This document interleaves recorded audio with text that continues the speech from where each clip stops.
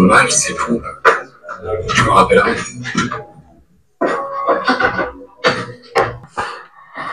Plus fort.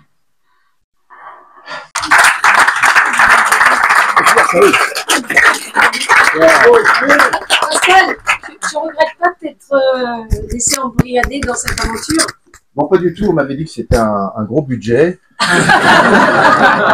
J'ai l'impression qu'on a trouvé un objectif intéressant. On est tous les deux tombés d'accord sur le fait de dire que c'était frais, à l'image de la réalisatrice. Aborde un sujet face auquel moi, personnellement, dans ma vie perso, rencontré des complexités. Comment toucher les gens sur ce sujet très profond, très clivant, où on part d'un extrême ou de l'autre, et comment l'amener. Et je pense que l'humour, c'est la meilleure façon de l'amener. Et donc moi là, c'est toute la réflexion que j'ai, c'est que potentiellement sur un débat familial, j'ai une perche à tendre qui est ce court-métrage. Il y a vraiment une puissance dans ce film qui est très court, mais extrêmement humain.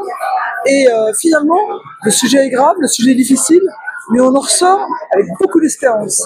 Je trouve ça vraiment magnifique. Et c'est tellement important de parler de ces questions-là de façon libre. Eh ben, j'ai trouvé ça super, très original, très drôle. Et puis surtout, je trouve que c'est vraiment une belle façon d'appeler au film parce qu'on a très envie de voir le long métrage derrière. J'ai bien aimé parce que c'était un film qui mettait les pieds dans le plat. C'est un film qui amène à réfléchir sur un sujet sur lequel les personnes ne veulent plus réfléchir. Et ce côté de provocation, je pense que c'est le but du film, est très bien réussi avec ces situations complètement loufoques. Tournée générale, c'est un court-métrage qui est absolument formidable. Premièrement parce qu'il y a un ton. Moi, ça m'a rappelé Jean-Pierre Mocky. J'ai trouvé que d'emblée, on était chopés, c'était sensationnel. Ensuite, l'histoire est extrêmement émouvante, portée par des acteurs qui sont des acteurs de la vraie vie. Et ça donne une fraîcheur incroyable à l'histoire, qui paradoxalement est un sujet extrêmement lourd. Nathalie Saraco amène très très bien son sujet.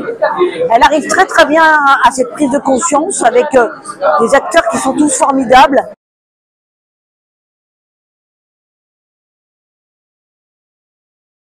La première fois, j'ai appris, pendant 4 mois.